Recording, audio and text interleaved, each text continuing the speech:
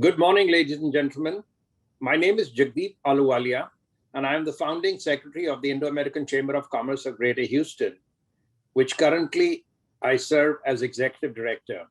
We are a 21-year-old organization, and I invite and encourage all of you to visit IACCGH.com to learn more about the chamber. Join me in thanking Charles Foster for sharing his knowledge and experience for today's webinar. I want to introduce our Chamber Executive Committee, our board, our directors at large, and our advisors. Today's webinar will be recorded, and the recordings will be shared later, both to all of those who have registered to attend today's event and to our members and supporters. We will also be live on Facebook, and we want to thank our partners for today's event who've helped get the word out to the community. The Consular Corps of Houston, Club 24, the Federation of Indian Chambers of Commerce and Industries in India, the Greater Houston Partnership, the Greater Houston Retail Association, HMSTC, the Indo-American Chamber in India, India Cultural Center, the Indian Doctors Association, Indian Muslims of Greater Houston, India House, TAI Houston, the World Chamber of Commerce, Texas, the Woodlands Area Chamber of Commerce, and the World Trade Center, Mumbai. We are proud to be serving the business community for over 21 years, and we work closely with our sister chambers and associations. On behalf of IACCGH, we thank our partner organizations who help promote today's event, our community partners, and our media partners. I want you to join me in thanking our long-term supporters and sponsors with whose support we are able to continue to serve the community. These include Brask Inc., LyondellBasell, Piping Technology, Shipcom, and Foster Global. And I want to recognize Shell for supporting our Women Mean Business and Shell Distinguished Lecture Series. I would now like to invite Tarush Anand, the president of the Chamber and chairman of our board, to welcome you. He is a fellow of the Litigation Council of America, a trial lawyer honorary society composed of less than 1/2 of 1% of American lawyers. He is a partner and shareholder in the law firm of Brown Sims, has been recognized, rated AV preeminent by Martindale Hubbell, and selected to Texas Super Lawyers Rising Stars 2011 to 2017. It's my privilege to now hand over to Tarush Anand, who will make the formal welcome on behalf of the Chamber and introduce Charles Foster. I will come back at the end of the program to make closing remarks. Thank you, and enjoy the rest of today's program. Thank you, Jagdeep. Good morning, everyone in the US. Good evening to those attending from the other side of the world. We're glad you could join us here today. Welcome to another webinar in the Chamber's ongoing webinar series as we all deal with the limitations posed by the COVID-19 pandemic. It's been a challenging 1 year for most businesses, for most individuals, and certainly for us here at the Chamber as well. But I think we've adapted well and pivoted to providing virtual programs that still provide our members the support and help they need to make it through these challenging times. I think we're starting to see a light at the end of this tunnel, and hopefully there'll be a day coming very soon where we get to meet again in person and start to return to some sense of normalcy. But until we feel like we're at the point where our members' safety can be ensured, we maintain these virtual programs. And we're fortunate to have great speakers like Charles Foster help make them valuable to our members in the interim. The Chamber has been around for 21 years now. Our main goals are to support trade and commerce between India and the United States, to provide a voice for the local business community here in the Greater Houston area, and to provide support to business owners and professionals here in the Houston area. We've been doing these things with your support for many years and look forward to doing it for many more years to come. Let me turn now to our speaker for today, Charles C. Foster. Mr. Foster is a chairman of a law firm, Foster LLP, and he's based here in the firm's Houston office. His practice focuses primarily on representing multinational companies and foreign investors regarding U.S. immigration law. He's recognized as a best lawyer in America, Chambers USA senior statesperson, Who's Who Legal Corporate Immigration Thought Leader, Law Dragon 500 leading U.S. corporate employment lawyer in the immigration field, and a top 100 attorney in Houston. He was also senior immigration policy advisor to George W. Bush during his 2000 presidential campaign. Mr. Foster is a greatly qualified speaker, a member of the Chamber, and a great friend to the Chamber, and we are honored that he's chosen to come back and speak to us today about this important topic. Welcome, Mr. Foster. Thank you very much, Harish. It's my pleasure to speak to the Chamber, and I'm always delighted to do so because the Chamber does provide such important services. And given its mission, facilitating trade, commerce between the two great countries, immigration, of course, is an integral part. It's hard to carry on any kind of a trade or commerce without people. And when you get involved with people, you're inherently involved in our immigration system. So today I'm speaking about the fact that we now, since January 20th, we have a new administration. So I'll be focusing on the immigration policy of the Biden administration and their proposed reform of our immigration system. And I will be, since we're speaking to a broad audience, I will speak about issues that may be of interest to a diverse audience, but being aware of the fact the majority of the audience may be from India, be they here in the United States or abroad. So I will emphasize certain aspects that will be of particular interest to our participants from India. Okay, let's go on to the, okay. All right, all right, now. So President Biden got off to a very quick start, which he promised on day one that he would deal with immigration issues. And the change from the Trump administration to the Biden administration would be like from night to day, in that the Biden administration has a very different philosophy pertaining to immigration. While the Trump administration emphasized enforcement, particularly on our southern border, and took a relatively restrictive point of view, even regarding legal immigration, the Biden administration comes in with a much more positive view overall of immigration. And in terms of border enforcement, will continue to do so, but in a more, I would say, honoring our legal system as well. President Biden started off on day one abolishing the so-called Muslim ban, or banning all immigration from those countries listed on this slide. This isn't really a huge change, but it's more of a symbolic change. Many people from those countries like North Korea, Iran would have a difficult time under our legal system getting a visa in any event. But from a symbolic point of view, this was an important first step. Okay. Next, the Biden administration, ironically, chose to maintain the bans, the quarantine bans on a number of countries that had been revoked, that had been established by the Trump administration, then right before the end of the Trump administration revoked, and then President Biden, being very concerned about containing COVID-19, reinstated those travel bans. Now, while they affect individuals traveling, non-US citizens traveling from the European Schengen countries, Ireland, the UK, Brazil, South Africa, as well as keeping the ban on travelers from China and Iran.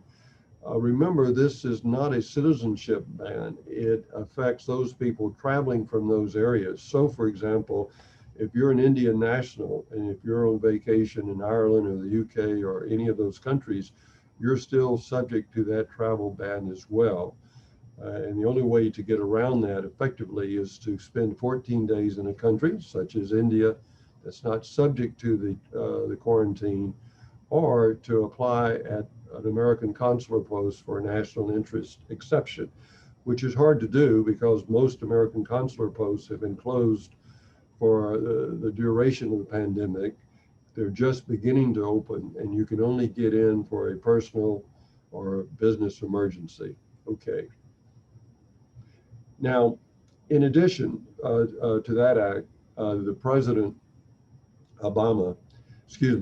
Biden revoked several proclamations of President Trump of April 22nd last year, which would ban the issuance of all non-immigrant work visas, including H-1Bs, H-2Bs, Ls, and J. Now that's very significant. So even if you had an employee or if you individually benefited from having an approved H-1B petition, and if you were sitting in Mumbai, and even if you could get an appointment under the proclamation issued by President Trump, you would not be, the visa could not have been issued.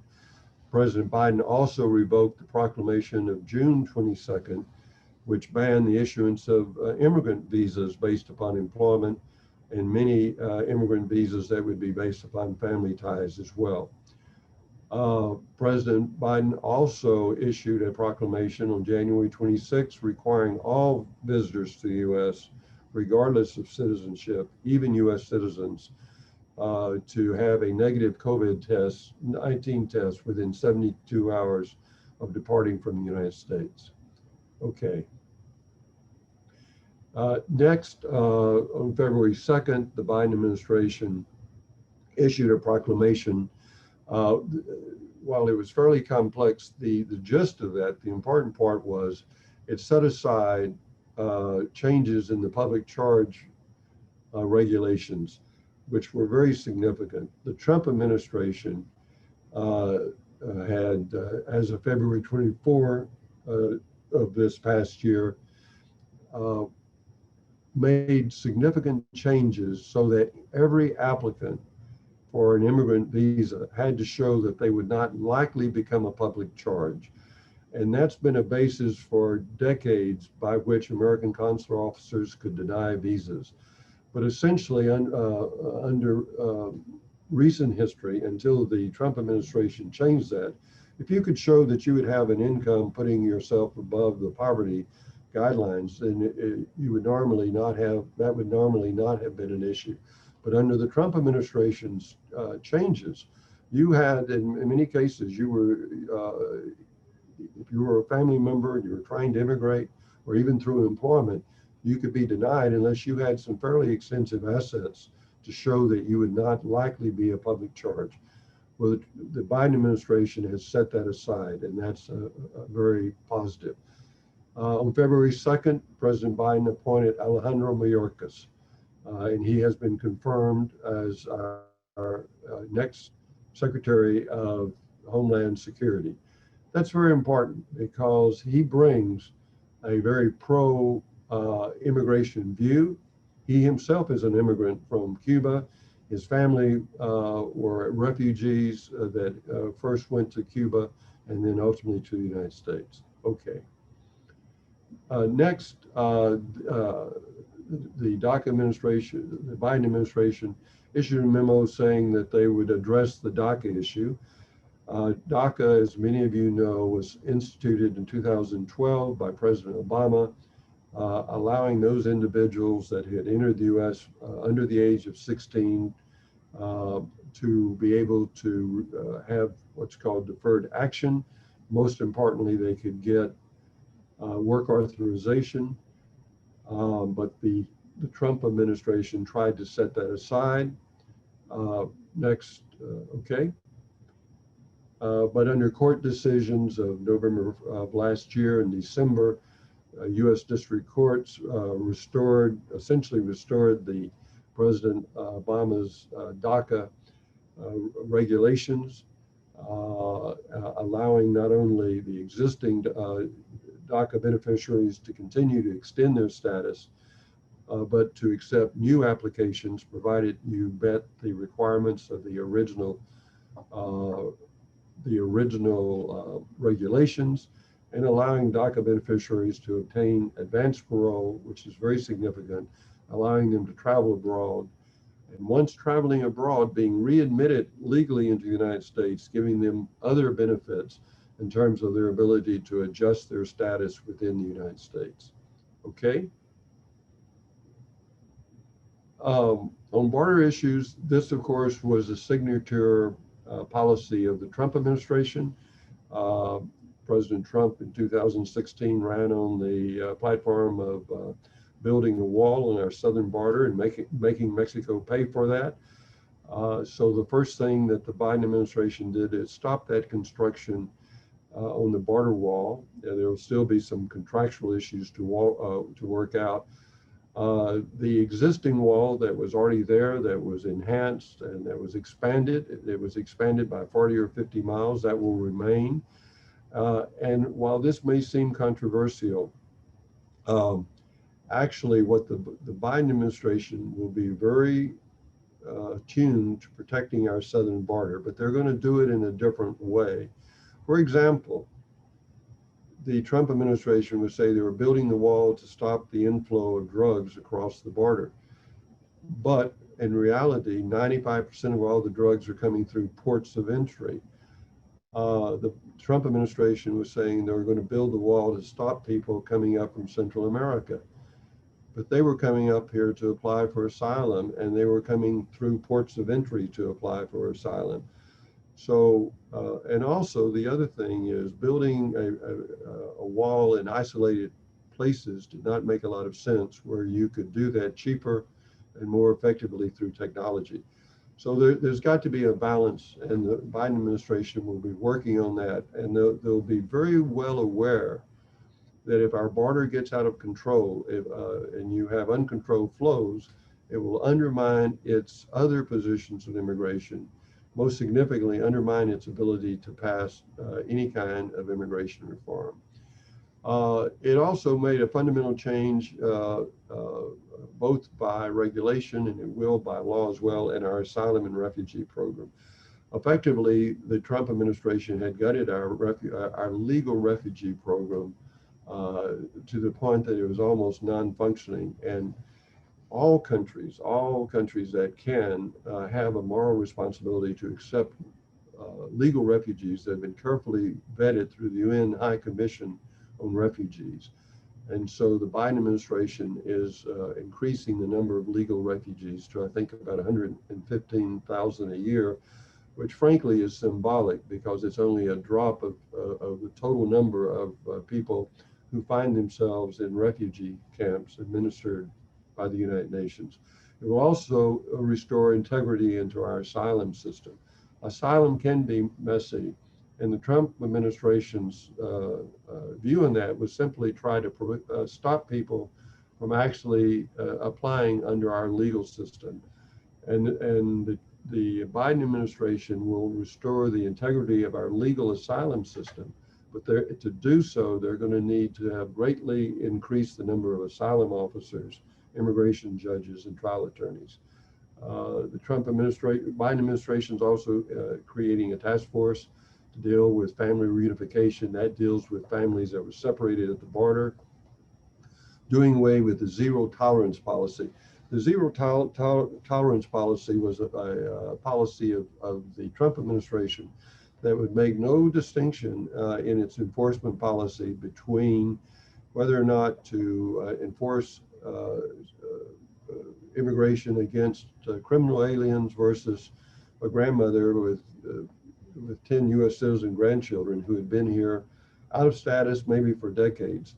So the Biden administration will go back to the policy of the Obama administration, emphasizing enforcement against people with criminal records or with outstanding deportation orders. Okay?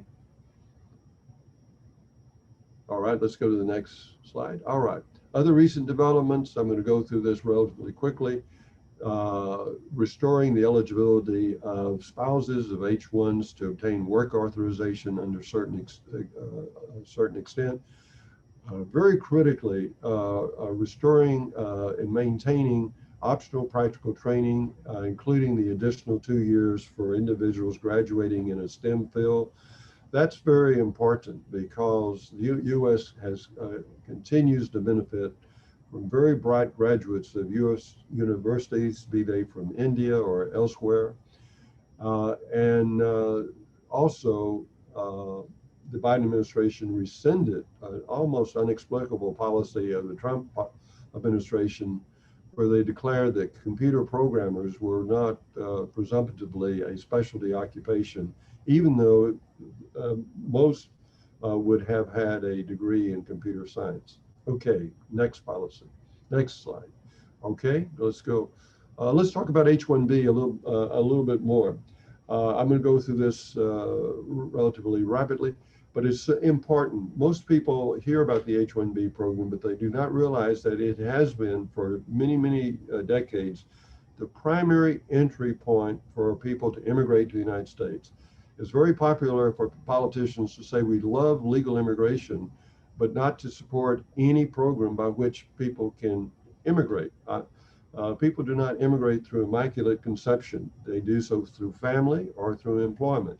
And as a practical matter, employers, particularly given the lengthy backlogs for permanent immigration, in order to get your foothold in America, it has been through gaining a U.S. degree, optional practical training, and then being able to get a job under the H-1B program. And then working with that employer, the employer, if there's a mutual satisfaction and the employer likes the work, will sponsor that individual for lawful permanent residency through obtaining labor certification. But the entry point is H-1B, and all of the restrictions placed upon the H-1B would undermine our entire system by which we've attracted the best and the brightest.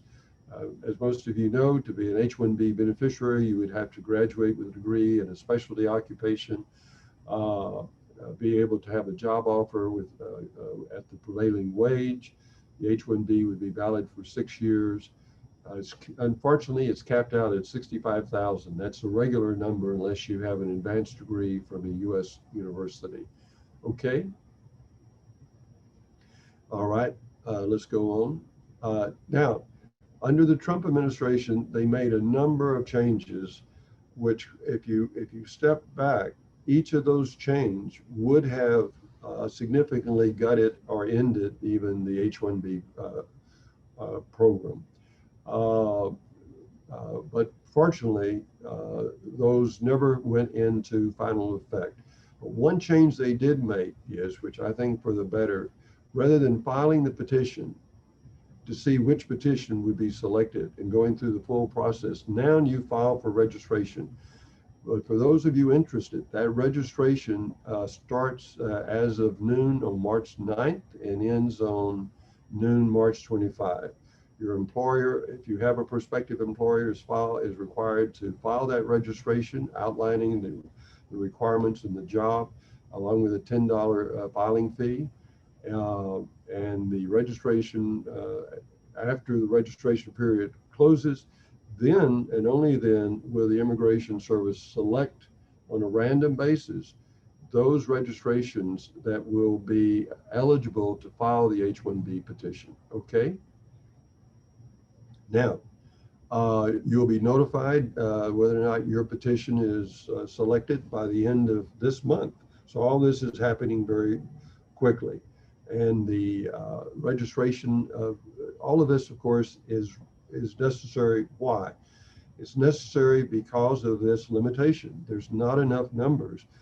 And in past years, if this year is anything like past years, we've had as many as 200 to 250,000 employers either file the H-1B petition or last year file for registration. And since there's only 65,000 numbers plus the additional 20,000 for individuals graduating with an advanced degree from U.S. university, by regulation, it's been necessary to establish this random selection process. Okay. So once if your petition is, your registration is selected, you have 90 days to file your H-1B petition starting April 1st. The sooner you start, the better.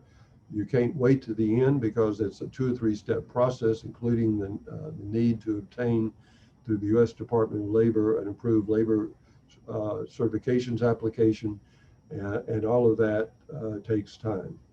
Okay, and as I said, there may be a second round. Why? There will be some people selected for registration that will not wind up actually filing the petition. Now, the there was going to be a change under the Trump administration in the H-1B registration selection process.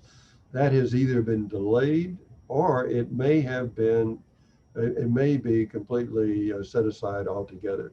But under proposed regulations, under the November of last year, the Trump administration would have changed the way this worked, where you would only select, or you would line up the petitions, not randomly, but based upon the high salary.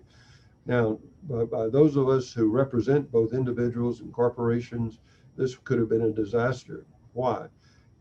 Let's say we do a lot of work for teachers. They're not paid the high salary. People graduating from U.S. universities do not start off with the high salaries.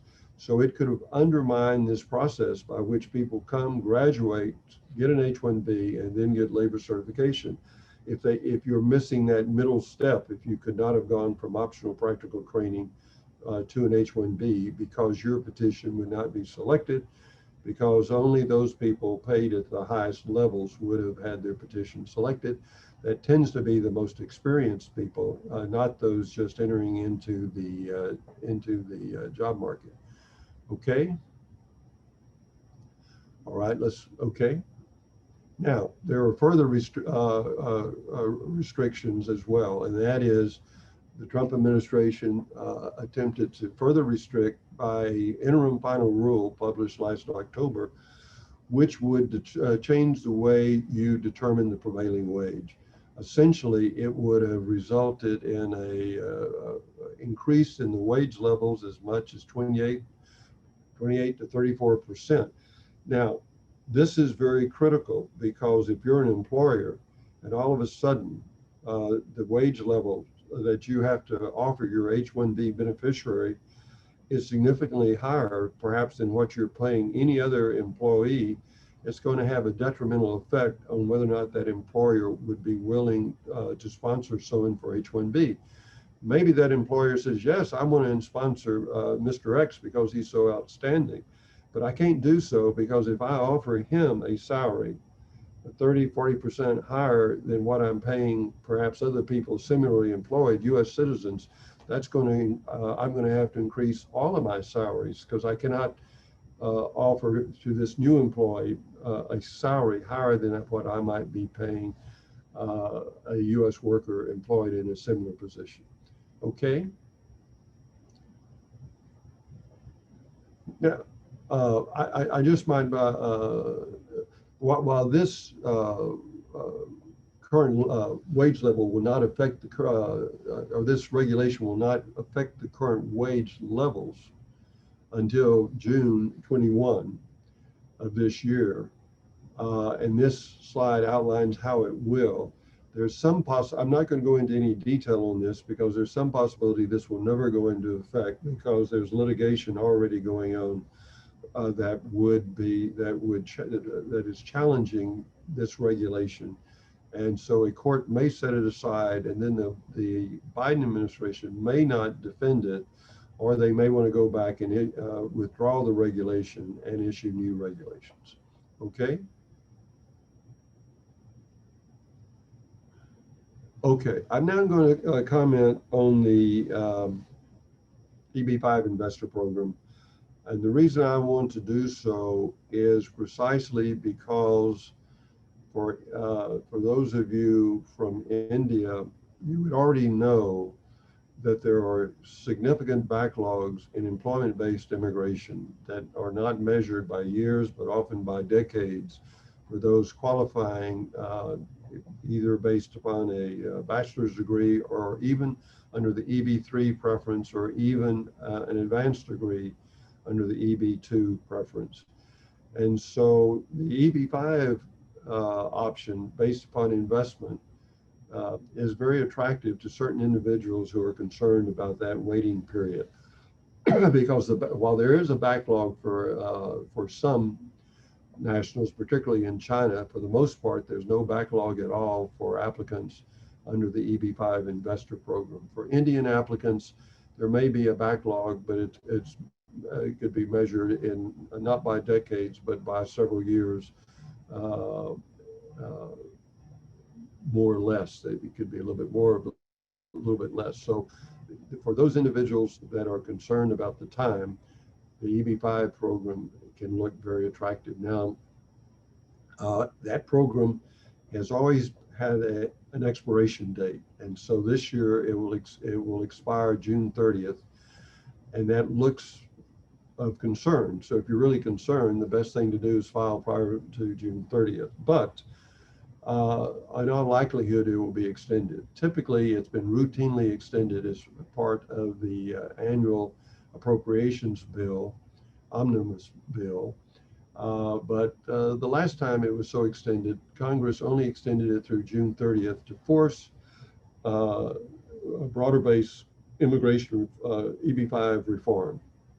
And there is going to be a big EB-5 reform bill introduced by Republican Senator Chuck Grassley and Democratic Senator Patrick Leahy.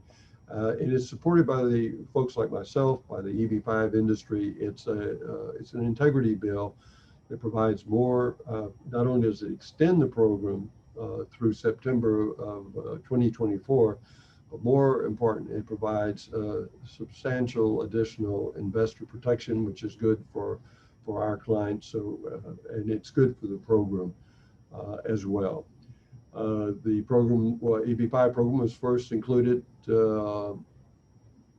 I should say, it was not included when President Trump issued his proclamation banning all the issuance of all employment-based immigration visas on April 22nd last year, which now, of course, President Biden has revoked. But interestingly enough, he specifically exempted EB-5 because that program is so popular. The program was first introduced under the Immigration Act of 1990, which required a minimum investment of $1 million, provided that that investment created at least 10 jobs for U.S. workers. But if that investment enterprise was located in a targeted economic area, then you only had to invest $500,000. And as a practical matter, this became a $500,000 program for many years, because regional centers that came into effect in 1992 would develop projects that allowed minimum $500,000 investments. And so as long as people had the option to invest $500,000, there was little incentive to invest $1 million, provided that your enterprise was located in a targeted economic area, meaning an area of high unemployment, 150% of the national unemployment rate. But that was always possible to determine that the project was located in a TEA, a targeted economic area, because you could use multiple census tracts in order to make that determination. So as a practical matter, every project was located in a TEA. Now, the Immigration Service in 2019 changed all that by regulation, which they had the authority to do under the Immigration Act. And they increased the minimum investments from $1 million to $1.8 million, unless your enterprise was located in a targeted economic area. And then it was increased from $500,000 to $900,000. So now, in this past year or so, EB-5 is becoming a $900,000 program. But there's one problem. Under the regulation, the ability to count multiple census tracts to determine whether or not your project is located in a TEA was severely restricted. Today, your project must be in the actual TEA, where the unemployment rate is 1.5 times the national unemployment rate, or by averaging the unemployment rate, including an immediate adjoining census tract. So as a result, we have far fewer projects located in TEAs. By the way, your project could also be located in a rural area outside of any incorporated area larger than 20,000, but there are very few projects located in rural areas. So that's why we always talk about TEAs. By the way, these regulations have been challenged on the grounds that when they were issued on November 2019, by the then acting Secretary of Homeland Security, Chad Wolf, that they were improperly issued because he was not properly appointed. That when President Trump appointed him, he skipped over the person that should have been named as the acting secretary. So we'll see what happens on that litigation, I should say. But if that litigation is successful, it will open a temporary window where people can refile at $500,000.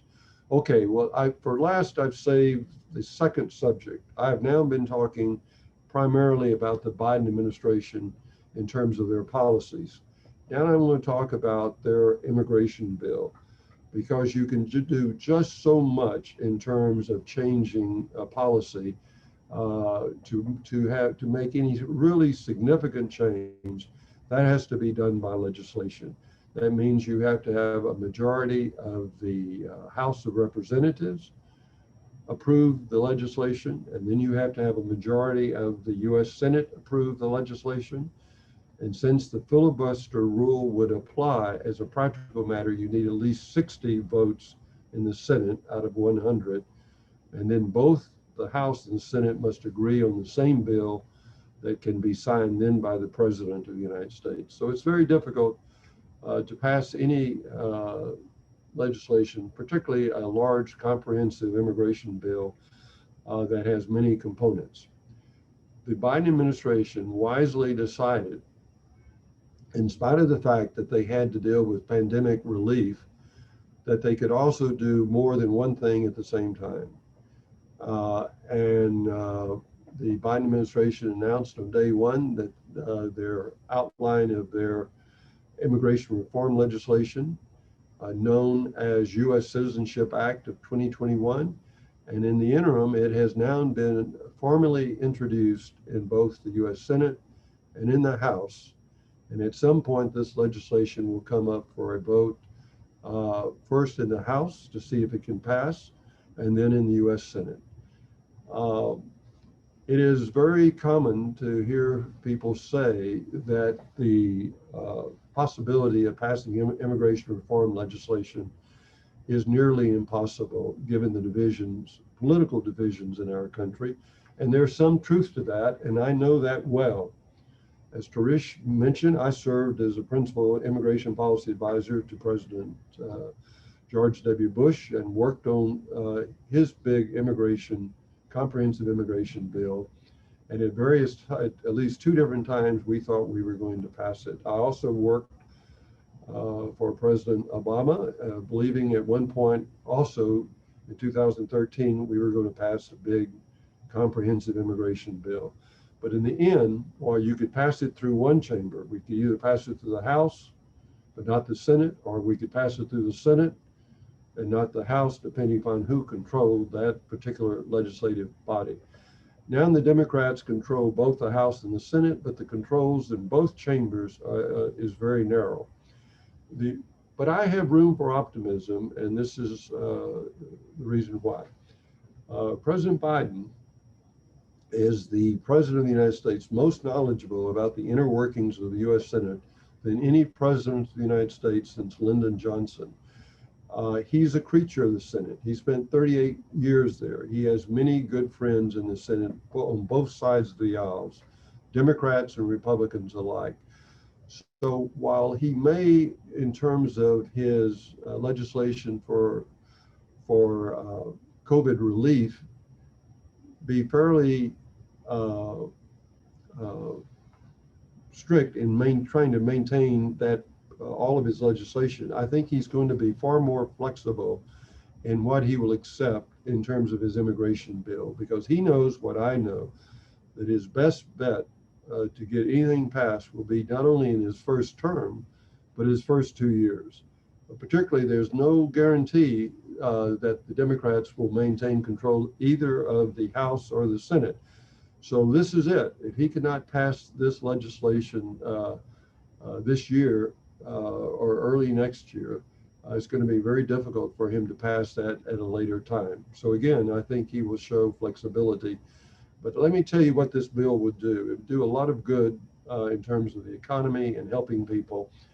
One of the things most significant is it would, like the House Bill 1044, the Fairness for Skilled Immigration Act, as well as the Senate equivalency of that, it would eliminate the 7% country caps, which is of particular interest to those of you from India, because of that cap, India has a huge percentage of the total number of employment-based cases because of its size and the number of bright Indian computer scientists and graduates of U.S. universities. But it's restricted to 7% of the total quota, just like Belize. So many people felt that was unfair. But the real problem is we don't have enough visa numbers. If we were to eliminate the 7% cap, it would help India and make everyone else create backlogs for every other country in the world. So this is being combined very smartly with legislation to deal with the visa backlog by recapturing unused visa numbers, and most important, not counting the dependents. So for example, in EB5, when we say there's 10,000 numbers a year, that's maybe what Congress intended, but the way that's interpreted, that includes your spouse and your children. So for example, if the average applicant has a spouse and one child, instead of 10,000 visa numbers or 140,000 numbers, you effectively have a third of that. So by eliminating the requirement, which is more based upon interpretation, that you do not count dependents, we effectively have a 200 or 300% increase in the quota. All very important. And I should point out, particularly for the Republicans, maintaining those quota numbers has become sacrosanct.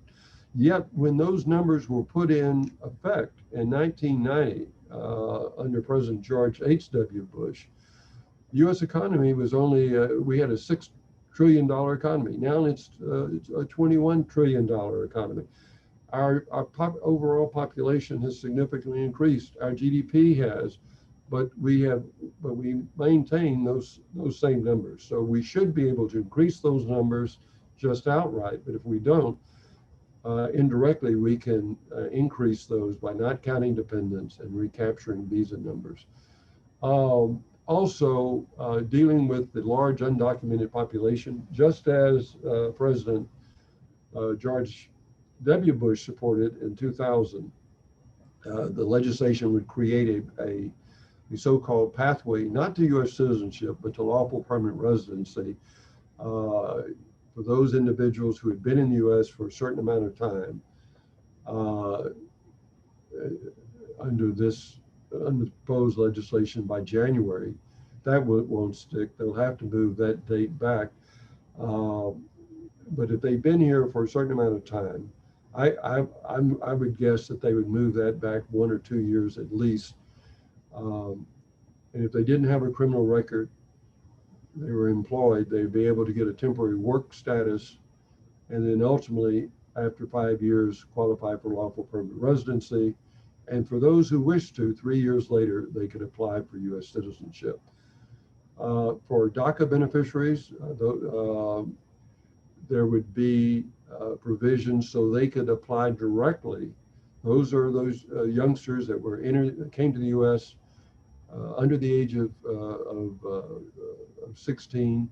They would be eligible to apply directly for permanent residency, as well as TPS beneficiaries, primarily from Central America, those with temporary protected status, as well as certain farm workers would be eligible to apply directly for permanent residency. This legislation would also end the so-called 3 years and 10-year bars, which is really a disaster that was put into into immigration law in 1996. It meant that if you were here out of status, you had entered without inspection, or you came here as a student, and you just remained. And along the way, your employer qualified you, or you had a qualifying, you had a child that, a U.S. citizen child that turned 21, or your spouse, you married as a U.S. citizen. Even if you could qualify, if you had been in the U.S. in undocumented status, for whatever reason, for more than 3 years, you were subject, for more than 6 months, you were subject to a 3-year bar. And if you had been in undocumented status for more than 1 year, you were subject to a 10-year bar. So what that meant was, for all of these people that were in the U.S. Who for some reason were unable to, did not have or were unable to maintain unlawful status, there was a disincentive to trying to qualify legally, because if they went home to apply for their immigrant visa because they were eligible, they could be subject to a 10-year prohibition from returning. So effectively, no one would do that, and it discouraged people from even trying to qualify legally. Now, what's going to happen? I think the optimistic view is that President Biden will be able to pass, and Vice President Harris. I want to mention that, recognizing that may be of interest, because of course Vice President Harris was raised by her immigrant mother from India, and raised effectively in an Indian family, which I think is quite interesting. But if President Biden and Vice President Harris, if they're able to pass their immigration reform legislation, it's going to be significantly reduced from what they have that's in the current bill. They'll have to make a number of compromises, but at a very minimum, I'm optimistic. I'm not. I think that's possible. I think it's sort of a 50-50 situation, but I'm much more optimistic about the ability to pass a legislation that will benefit the DACA and TPS beneficiary and farm workers. I would say that could very well be passed as a confidence building measure relatively soon. And what I mean by that is, if that legislation passes with some Republican support, and if their world doesn't come to an end, it would give those same Republican members more courage to pass, to support what I would say this larger immigration reform. So let's see if that doesn't happen. I'd like to conclude my formal remarks by saying that we are and will remain a country of immigrants. We are a welcoming country of immigrants. As mentioned, I'm sitting here in Houston, where 1 out of every 4 people in the 4th largest city in the United States was born in a different country. And in spite of the rhetoric that you may hear from time to time, we are still a very open country, an accepting country, and people can still come here and start and find their dreams. So I would encourage any of you interested in immigrating to the United States to look to the options that may be available to you. Follow the legislation that may make more options available to you. And I think the last, if I'm not mistaken, the last slide, here it is, shows my email address and phone number. If I, my law firm, can be of any assistance to you, to your company, don't hesitate to contact me. And I think I'm ending, as I promised, Jada, with at least 10 minutes for your questions, if there are any questions, Jada. Thank you very much, Charles. So we do have some questions. A few questions were out of the range of today's conversation. For example, there's a question about patent law and trademarks, which I've asked the attenders by email, and we'll forward it to a patent and trademark attorney who's a supporter of the chamber. But coming to the immigration questions, the first question is, my name in the H-1B lottery came in March 2000. It seems till now it is pending with USCIS as per my company. Will it remain active even though March is approaching for the new draw? For how long can it be pending with USCIS? That's the first question, Charles. Yes, unfortunately, it will not remain active. Come March 9th, we'll start a brand new registration selection system. And so effectively, your registration wasn't ever selected. So unfortunately, if you're interested, you only have one choice. Your employer can file a new registration and can do so by noon on March 9th. Charles, the next question is an interesting question. It says, how can I apply for citizenship if I have an offense selling beer to a minor, but my case has been dismissed in a court of law? Please advise. Well, applying for citizenship, first of all, implies that you first must be a lawful permanent resident of the United States for at least 5 years, unless you're married to a U.S. citizen for 3 years. So, so that's your first requirement, that you must be a lawful permanent resident for at least 5 years and not have any disqualifying convictions. So I would think, I would encourage this individual to go ahead and apply for 2 reasons. I don't, really for one reason. The last sentence was dismissed. You're disqualified based upon convictions, not charges. So if the charge was dismissed, then you do not have a final conviction. Again, any advice that Charles is giving, I would recommend that you talk to your own attorney or talk to Charles in a professional capacity, because any information on today's webinar is for educational purpose only. Neither does the law office of Charles Foster or the chamber take any liability for any misunderstanding of a conversation on this call. To get a legal opinion, you need to be in direct contact, in contract with an attorney to get a formal legal opinion that you can then act on. So please use any information that you're getting today just for your education and information, and contact a professional. Like if I need knee surgery, I won't listen to a webinar on knee surgery. I'll go to a physician and make sure that I'm treated the right way. The next question is, how is the new administration going to help people whose immigration status has gone out of legal status?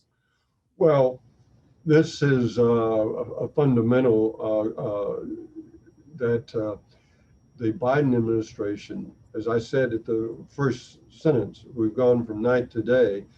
The Biden administration is taking a far more humane, compassionate view, and has already, as I mentioned earlier, has already introduced legislation that would provide a pathway to legal status if you've been in the U.S. for so long and you've been out of status. Well, the details are uncertain. How the final details, that would be your very, very best option to have that legislation passed. So you should follow that with interest, and it will be a big story on television and in the newspapers, and you can see its prospects as Congress debates this to see whether it passes the House, the Senate.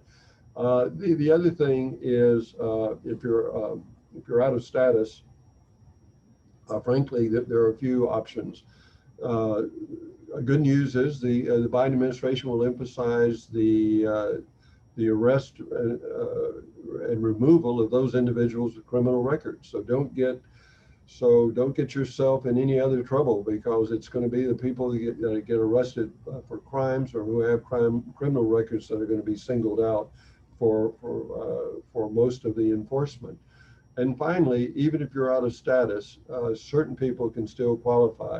I've already mentioned DACA beneficiaries. If they leave and they come back with advanced parole, they're still eligible for adjustment of status.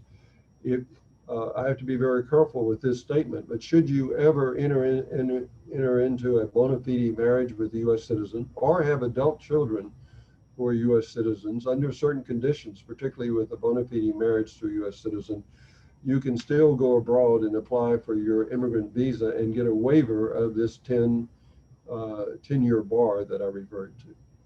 Okay? The next question is your opinion about Biden administration's policy for asylum and refugee from countries with human rights violations. Well, first of all, on refugees, that is very different. A refugee that's admitted has already been, is sort of like won the lottery. He's one out of millions that has been selected and is admitted as a legal refugee and can then apply for lawful permanent residency. So anyone that, so the Biden administration is increasing from about 15, the Trump administration went from about almost 100,000 down to 15,000 and annual admissions, and the Biden administration is going to go up to 115,000. So if you're admitted as a refugee, welcome, you're welcome. You're part of America. You're going to become a permanent resident and a citizen. There's no legal issue. People are seeking asylum have a difficult path. First of all, it is, you must prove that you have a well-founded fear of persecution based upon your political beliefs, your ethnicity, your religion, and that's often hard to do. But what the Trump administration tried to do, because it was inconvenient having a lot of people coming up, particularly from Central America, was essentially to push them back into Mexico, and they established their so-called Remain in Mexico policy. They did something else, and that is they said if you had transversed any other country, you should have applied for asylum there. So effectively, the literal meaning of that is the only people that could ever apply for asylum would be people coming from Canada, where we're not going to have many from Canada, or Mexico, and frankly, not from Mexico, because whatever Mexico has criminal activity, but people are not being persecuted based upon their political beliefs or their ethnicity. So, so the Biden administration is going to try to find a delicate balance of restoring the they're going to put legal back into our legal asylum system, but they have to be careful because they do not want to encourage a lot of more people to come trying to get asylum and getting interim benefits. So it's going to be a careful balance. The Biden, unlike what some people say, the Biden, there's not going to be any wide opening borders or easy access to the United States. I think in time they're going to ramp up the number of asylum judges, trial attorneys, officers, so that these people coming will have quick review of their cases. And in many cases, and probably a vast majority of the cases from Central America in particular, where there's true human rights abuses, they will be denied. Now, even if you come from a country where there is human rights abuses, you must still establish that you individually would be subject to that. For example, a Uyghur coming from China might be able to apply for asylum under certain conditions, but if you're a Han Chinese, that might not, even though there are human rights abuses allegedly involving Uyghurs, Muslim Uyghurs, that might not affect you. So you still will always have the burden of showing how that human rights abuse affects you individually. Okay? Thank you, Charles. So we are getting close to the close of the program, but I have a couple of important questions that I'm sure you'd like to address. There is one question that would need more details, so I'm going to read it out and then ask the individual to email me the question in detail, because there's not enough detail, and I'll forward it to you to respond directly. The question is, can a foreign national invest in opportunity zones? Can they benefit from capital gains that are available in the USA? How would that look like, and what kind of incorporation would they like? So am I correct that this would need a lot of time to respond? Yeah, but broadly speaking, I can respond to that, John. Interestingly, as I've said before, the U.S. is wide open, so they're really talking about our tax and tax incentives, our tax laws, and our corporate laws. And so basically, foreign nationals there are some differences between foreign nationals and U.S. citizens and permanent residents, but they do. For the most part, they can, good and bad benefit from our tax system and our state system by which companies are regulated. So they want to know more about the opportunity zone. So if you have any notes on the opportunity zones, you can forward them to us and we can share them, because I know you help a lot of people with their business visas. So that's something that we can add to the e-blast that we send out if you want to send us a note.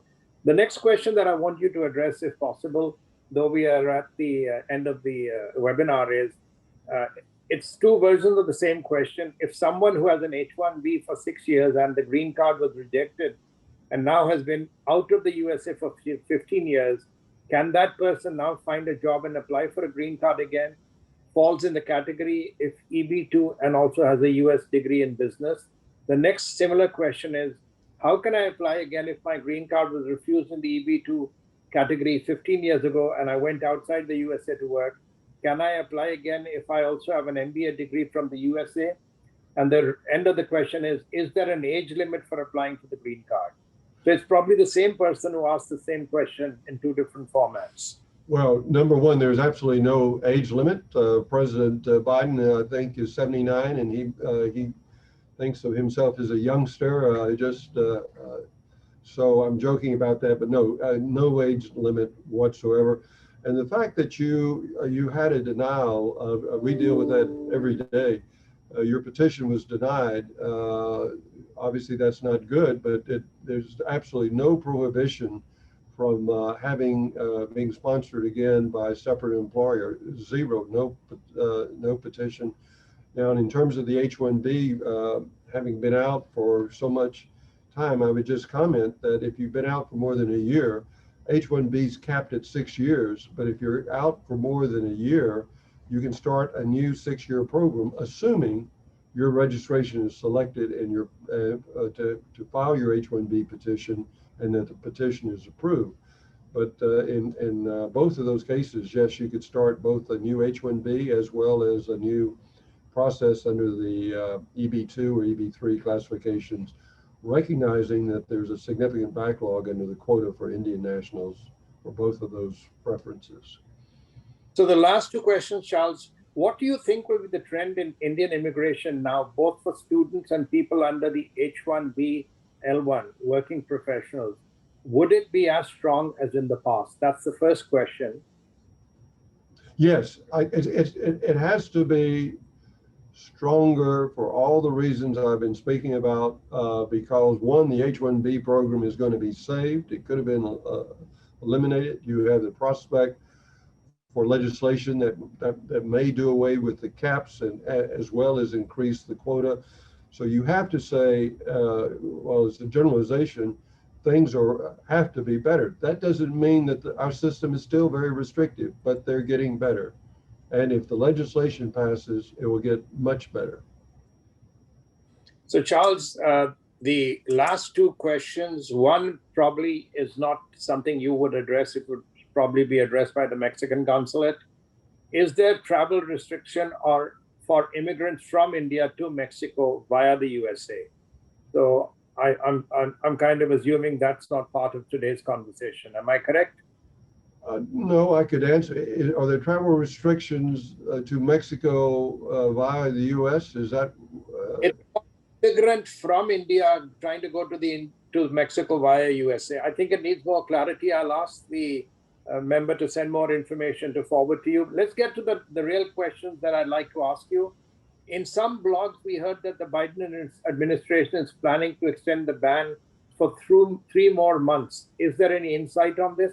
And the second part of that question is, Biden administration is trying lots of things together as part of the 2021 Immigration Act. How can they be successful to resolve the EB2, EB3 backlog issue? So these are the two final questions, after which I'll propose my vote of thanks. Okay, now the first part of that question, extending the ban for 3 months, what specific ban? Exclusion, I assume. Exclusion from certain countries. The travel ban based upon quarantine, yeah, that's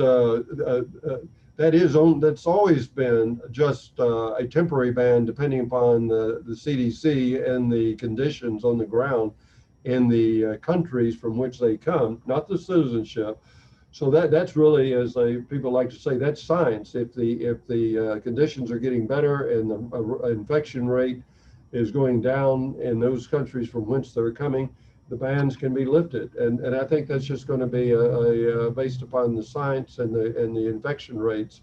The last question, in terms of the prospects, I've already dealt with. I have to say that I'm an eternal optimist, and the real reason I think there's a prospects for getting immigration reform passed is Joe Biden. I wouldn't say this for just about anyone else. As I like to say, he's a creature of the Senate. He works the Senate. He knows how the inner workings, and I think he's an old, what we talked about, Lyndon Johnson, a half loaf of bread is better than no bread at all. And I think he will compromise right and left, even if he has to give away a lot to get something passed. But that leaves the question, what will the final bill looks like? So stay tuned for the next webinar on this topic, if and when there's a big immigration bill that passes. So Charles, though I promised that was the last question, but one of our members has sent us an important question, which I think applies to everybody. Travel for treatment and business on the B1 visa. Your insight on that?